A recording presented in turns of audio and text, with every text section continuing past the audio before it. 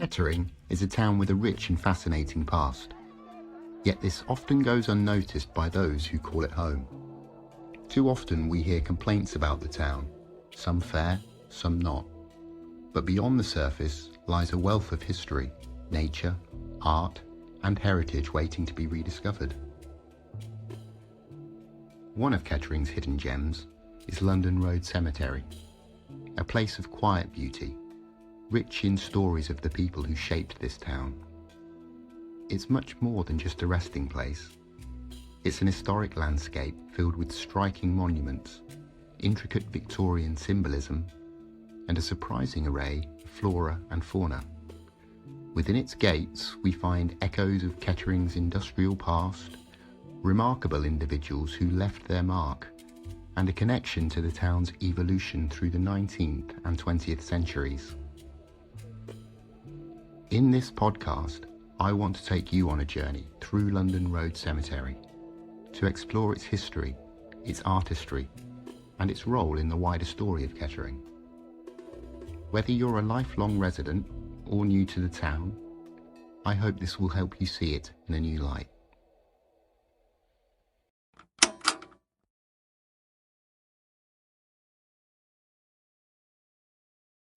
Amidst Kettering's rapid modernisation in the 19th century, the town faced an urgent issue: overcrowding in the churchyard at the parish church of St. Peter and St. Paul.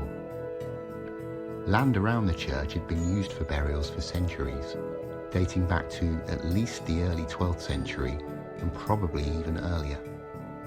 The first recorded rector was appointed in 1219, though references to a church in Kettering appear as early as 1125 in the Black Book of Peterborough. Given Kettering's status as a manorial settlement since 956, it is possible that an Anglo-Saxon chapel once stood on the site of the existing church, and traces of this earlier structure can still be found in the church's south wall, most notably in the form of a striking pagan green man effigy carved into a stone that stands out from its ironstone and ashlar neighbours.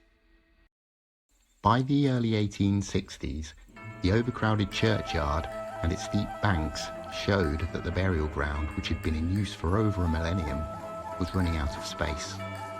A new burial ground was needed, not only due to lack of space, but also because of public health concerns and new government legislation restricting burials in urban centres. To address this, a burial board was established to find a solution.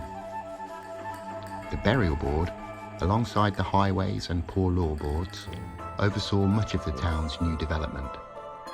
Governance shifted from the archaic manorial court and parish vestry system to a newly formed town council brimming with young liberal industrial entrepreneurs. The boot and shoe industry was thriving, and the arrival of the railway brought both trade and population growth. Key infrastructure projects reshaped the town. In 1853, a new corn exchange was built on the marketplace, later becoming a cinema in 1909, then the Hippodrome and a myriad of retail outlets, before transforming into the Kino Lounge in recent years.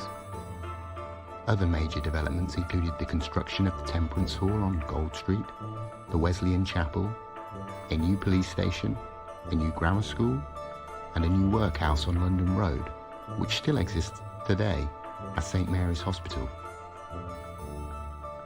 The High Street also saw extensive redevelopment, while St Peter and St Paul's Church underwent significant renovations, including the replacement of its bells by local bell founder Thomas Eyre, a partial rebuild of the spire, and the installation of a new steeple. The old one, weathered and worn, now rests in the churchyard, its work now done.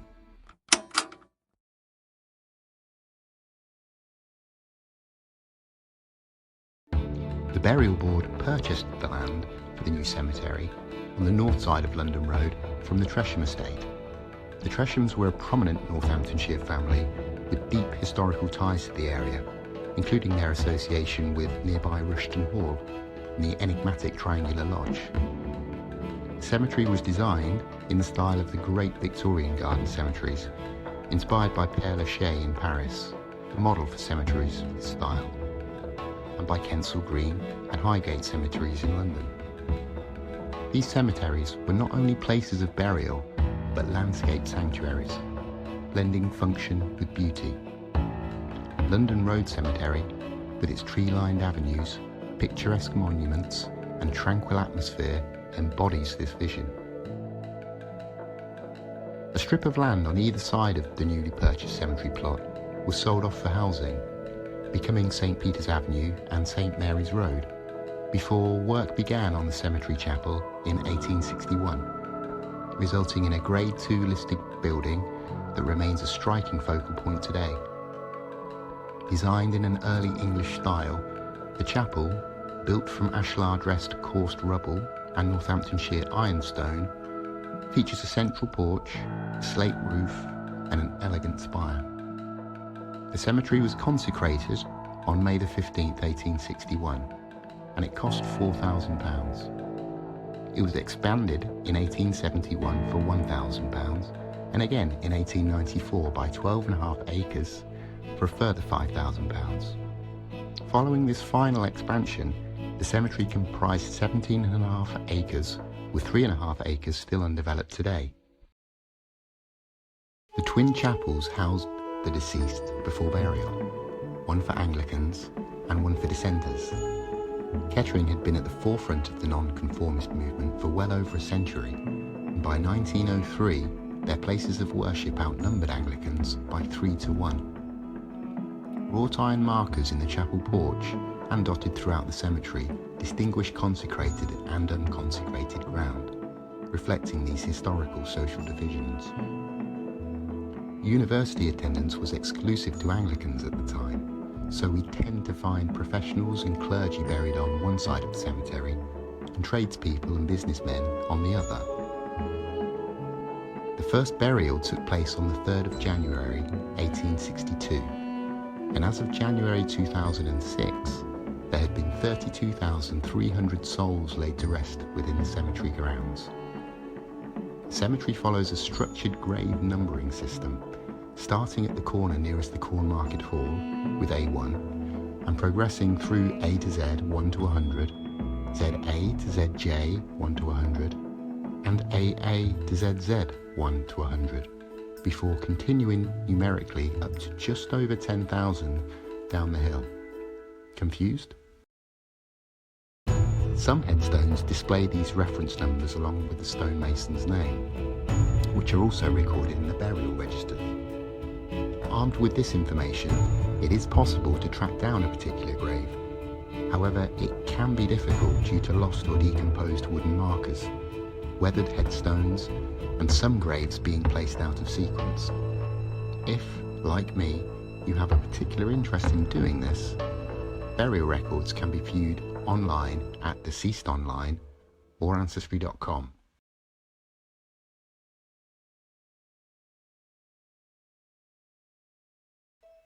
Running through the spine of the cemetery lies Lime Tree Avenue, a stunning pathway that divides the consecrated and unconsecrated ground.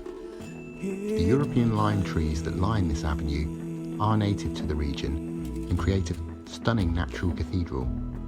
Their branches arch overhead to form a glorious green tunnel in summer and a breathtaking golden display in autumn. Walking along this path, you experience the full cycle of the seasons in all their glory. Dappled sunlight filtering through fresh spring leaves, the hum of bees in summer, crisp autumn foliage, and the stark elegance of bare branches in the winter. A well-known drawback of lime trees is the sticky residue that accumulates beneath them in summer. This substance, known as honeydew, is not produced by the trees themselves, but is excreted by aphids feeding on their sap. As it settles, honeydew can coat leaves, pavements, and cars, as residents nearby will attest to. Despite this inconvenience, it plays an important role by attracting bees and ants, who are essential to maintaining the ecosystem in the cemetery. Among the many noteworthy trees in the cemetery are the giant sequoias, which were introduced to the UK in 1863. The sequoias here, with the largest boasting a girth of 5.7 metres and several others exceeding 4 metres, are therefore among the oldest, if not the oldest, in the country. These giants, with their soft, sponge-like bark, tower over visitors and serve as a humbling reminder of nature's grandeur and endurance. The cedars in the cemetery are of the Atlantic variety, a species highly valued by the Victorians for their majestic presence, longevity, and symbolic meaning. Representing strength, endurance, and remembrance, these evergreen trees contribute to the picturesque park-like design of the cemetery. Their wide canopies provide shade and shelter, creating a serene environment for visitors, while reinforcing the cemetery's role as a place of reflection and enduring memory. Yew trees held deep symbolic and practical significance in Victorian garden cemeteries. Long associated with death and immortality in British folklore and Christian tradition, yews were often planted to represent the soul's eternal life and resurrection. Their evergreen nature reinforces themes of remembrance and continuity, making them a fitting choice for burial grounds. Beyond symbolism, yews were practical too. Their dense, slow-growing foliage creates a sense of enclosure and peace, offering shade and shelter for mourners. They were also believed to purify the air and protect against evil, a legacy of their use in ancient times. The grounds also feature many seasonal plants, notably lilies of the valley, which symbolise resurrection, and poppies, a flower forever entwined with Kettering, representing sleep and remembrance.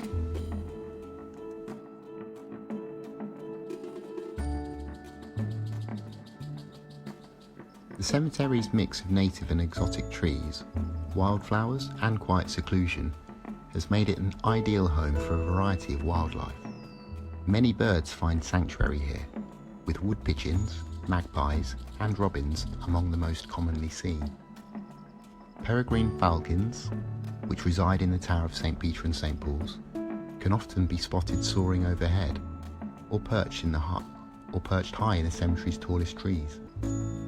The skies are also frequently graced by red kites, their distinctive forked tails making them easily recognisable as they glide in search of food. Once rare in the UK, their resurgence has been a conservation success story, and their presence above Kettering may even have historic ties to the town's name. Back on the ground, urban foxes roam the cemetery at dusk, while badgers have been known to disturb graves with their burrowing. Despite occasional disruptions, these animals add to the site's dynamic ecosystem, reinforcing the delicate balance between history and the natural world.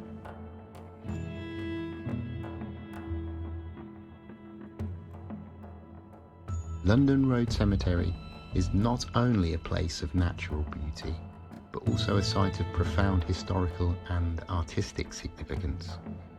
Its monuments and gravestones reflect a rich tapestry of cultural and religious traditions, drawing influences from ancient Greece, Rome, and Egypt through to the Victorian era. Here you'll find a remarkable variety of grave markers, including chest tombs, ledger stones, coped stones, and intricately carved crosses, all adorned with symbolic motifs. Angels representing protection, urns signify the soul's ascension, and broken columns which signify a life cut short. Gothic Revival Celtic crosses and Christograms further echo the deep religious sentiment of the period. The cemetery's diverse monument styles offer a glimpse into history's architectural evolution. Simple stone slabs echo ancient Bronze Age markers, while obelisks are inspired by the Egyptians. Stela reflect ancient Greek and Roman traditions, contrasting with medieval discoid or head and shaft memorials. Chest tombs originally supporting effigies, and coped stones with armorial designs carry medieval influences. Sculptural elements like angels and weepers express mourning and protection, while symbolic sculptures such as lilies for purity, palm leaves for victory, and weeping willows for grief, add emotional depth. Together, these artistic elements create an evocative landscape that beautifully captures the cultural and historical essence of the era.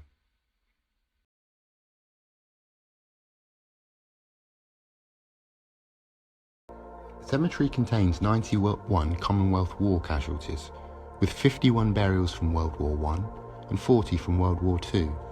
The graves are scattered throughout the cemetery, with some grouped together.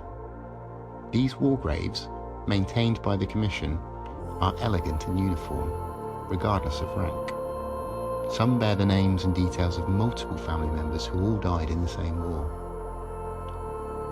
Two brothers of the Chapman family, Lance Corporal Charles Reuben Chapman of the 3rd Northamptonshire Regiment and Private Alfred Richard Chapman of the 3rd Bedfordshire Regiment, are buried together. Charles died from gas poisoning on the 30th of November 1918, while Alfred died serving his king and country on the 9th of August 1919. The headstone also mentions their two brothers who are commemorated by the Commission abroad. Private Percy Edwin Chapman of the 1st Northamptonshire Regiment, who died on the 16th of November 1916 and is buried in France, and Private Francis Edward Chapman, also of the 1st Northamptonshire Regiment, who was killed in action on the 9th of May 1915 and is commemorated on the Le Tourret Memorial in France. It's hard to comprehend the grief this poor family must have felt. Another is Pilot Officer Raymond Mayhew Lewin, a George Cross recipient from Kettering, who heroically saved a fellow airman from a burning aircraft in Malta in 1940. Despite suffering catastrophic injuries, he returned to active service in 1941, but a Wellington bomber he was aboard crashed on landing at Oakington in Cambridgeshire, killing all of the crew on board, including Raymond. The Cross of Sacrifice, situated on an island midway down Lime Tree Avenue, was designed by Sir Reginald Blomfield, who designed Lambeth Bridge, and features in many war cemeteries. This neoclassical monument symbolises the ultimate sacrifice made by those who served. The downturned sword represents peace after conflict, emphasising the futility of war. The simple cross, a universal symbol, represents the many different races and faiths who fought on behalf of the Allied forces.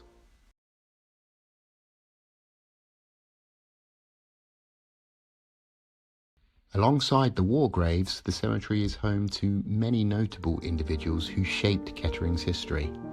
Some are much celebrated, others not so much. Sophia Green, 1881 to 1956. Sophia, or Sophie as she preferred to be known, was a trailblazing educator and a pioneer of women's education. She started her career at the Kettering Clothing Cooperative Factory before taking a role with the Workers' Educational Association, an organisation committed to providing accessible education for working class adults. Her dedication led to her appointment in 1919 as the WEA tutor organiser for Kettering and District, a position she held for decades. Through this role, she broadened educational access for women in Kettering, Northampton, Corby and Rushden. Green was a fervent believer in lifelong learning, and she was instrumental in encouraging women, especially factory workers, to seek education at a time when opportunities for working class women were scarce. Her collaboration with the WEA helped to connect education and employment, empowering countless women to acquire new skills and knowledge. Although Green's significant contributions fostered inspiration in countless individuals, she rests in an unmarked grave, with its location only presumed by the proximity of the surrounding graves. The original headstone, potentially a simple wooden cross, has likely been lost or destroyed over time.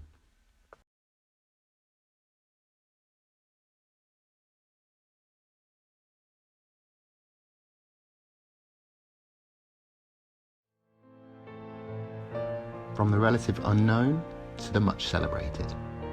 Sir Alfred East, 1844 to 1913. Alfred East was a renowned landscape painter, celebrated for his atmospheric and romantic depictions of nature. Influenced by the Barbizon school, his work captured the beauty of the countryside with soft, impressionistic light and a dreamlike quality. He travelled extensively, painting scenes from Italy, Spain, Egypt and Japan, with his Japanese landscapes particularly admired for their fusion of Eastern and Western artistic styles.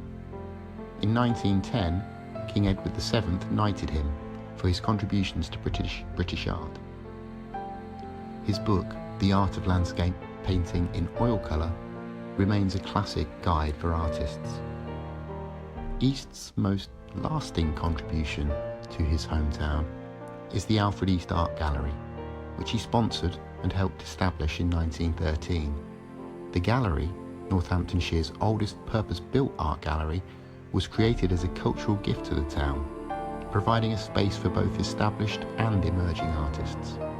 It remains a vital artistic hub, though temporarily closed, houses a significant collection of his works alongside contemporary exhibitions. Highly respected in his time, East served as a president of the Royal Society of British Artists from 1906 until his death. Critics praised his ability to capture mood and atmosphere, calling his work poetry on canvas, though some found it too romanticised as more modernist styles emerged. In Kettering, however, he was a beloved figure, and his bust outside the gallery stands as a lasting tribute to his artistic legacy and his dedication to his hometown.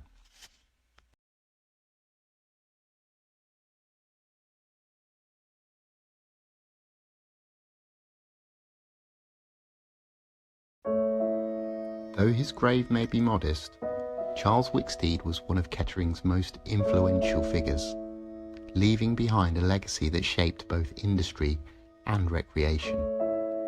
Born in Leeds in 1847, he was one of 10 children raised in a Unitarian family. His early years were marked by academic struggles, yet his natural talent for engineering emerged at a young age. By 14, he was training as a civil engineer. In his early 20s, he apprenticed at Kettering Company, where he excelled in locomotive manufacturing and the development of steam-powered ploughs. In 1868, he founded Charles Wicksteed & Co., a steam plough contracting enterprise, later relocating to Kettering in 1872. His company flourished, pioneering mechanical hacksaws, bicycle racks and playground equipment, some of which were exported worldwide. His contributions during World War I, manufacturing munitions, gears and gauges, further cemented his reputation as a leading industrial innovator. Wicksteed's greatest legacy, however, lies in Wicksteed Park, one of the first public recreational parks in the UK. In 1911, he purchased 400 acres of the Barton Hall estate, with the original vision of creating a model village. Later, he shifted this focus to develop a park for children and families. By 1921, the park officially opened, featuring a boating lake, tree-lined avenues, and his own playground equipment designs, including swings and slides. His unwavering belief that all children, regardless of background, should have access to play led to a business that would eventually export playground equipment to over 80 countries. To this day, Wicksteed Park remains a cherished destination, fulfilling his vision of combining relaxation, adventure and fun. Despite his success and wealth, Charles Wicksteed battled with what he called dark dogs, a term we now recognise as clinical depression. The loss of his wife in 1913, the deaths of several siblings in the 1920s, and the passing of his beloved dog Jerry in 1930 took a heavy toll on Charles. In 1931, overwhelmed by his struggles, he tragically took his own life.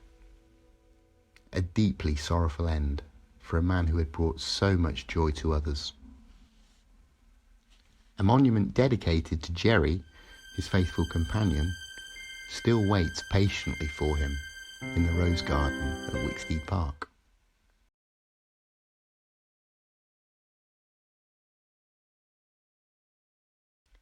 While the history and the stories of those buried in London Road Cemetery are undoubtedly captivating, my own relationship with this place adds an entirely different layer of meaning. I grew up in Kettering and Burton Latimer, spending the first 21 years of my life here. But despite the cemetery being right on my doorstep, I never visited it, not once. It wasn't until 2012, after returning to Kettering, that I stumbled across London Road Cemetery. At that point in my life, I was struggling. Feeling lost and weighed down, I went for a walk simply to clear my mind. It was during this aimless wander that I found myself at the gates of the cemetery. As soon as I stepped inside, something clicked. The peaceful atmosphere, the soft sounds of nature, the gentle smells of earth and greenery, all combined to soothe me in ways I hadn't expected. There was a tranquillity here that seemed to wrap around me, and for the first time in ages, the weight on my shoulders began to lift. I left that day in a much better state of mind than when I had entered, and from that moment on, I found myself walking here nearly every day. In 2015, as I began exploring my family history, I discovered that dozens of my ancestors passed here in the cemetery.